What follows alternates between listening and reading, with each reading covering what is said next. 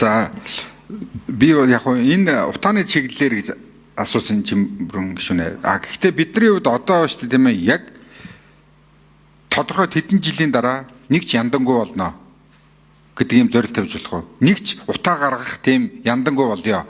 Тэгээд тэрүүндээ хүрэхийн тулд яг одоо 3 жилийн дараа нэг ч яндангуй болно шүү гэдэг ийм л чиглэл өгмөр байна л да.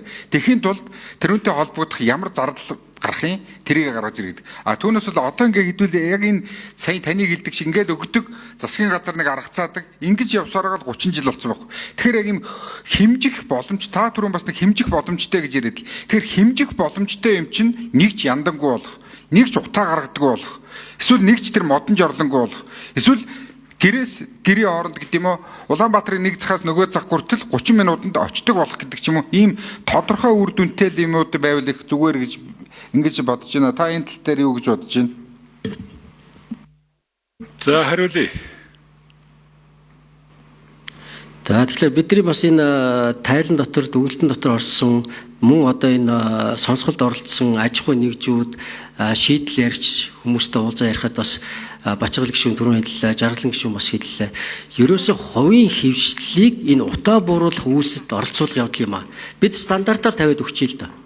Төр шахтга болчих л доо. Харин тэр стандартыг хангаж чадж байгаа зовхон технологи нь иргэн өөрөө сонгох, айл өөрх өөрөө сонгох боломж нь бол. Жишээлх юм бол бид одоо Монгол хүн чинь одоо бас гэртээ галт хүлэхийг хүссэн шүү дээ. Тэгэхээр бид бүр яндангуй болчихно гэвэл бас худлаа. Харин тэр яндангаас гарч байгаа утаа бусдыг хордуулдаг байх ёстой. Тэр л шаардлагыг тавьдаг ийм тогтолцоог хийх ёстой. Тийм учраас ерөн бол энэ том иж бүрэн тогтолцооны бас нэг том зорилго нь ерөөсөө би бас Жаргалан гишүүнтэй санал нэг байна. Утаа гаргадаг технологиг, муу утаа гаргадаг технологиг санхүүжүүлэх болж. Тэгээд дэд хороо ажилуул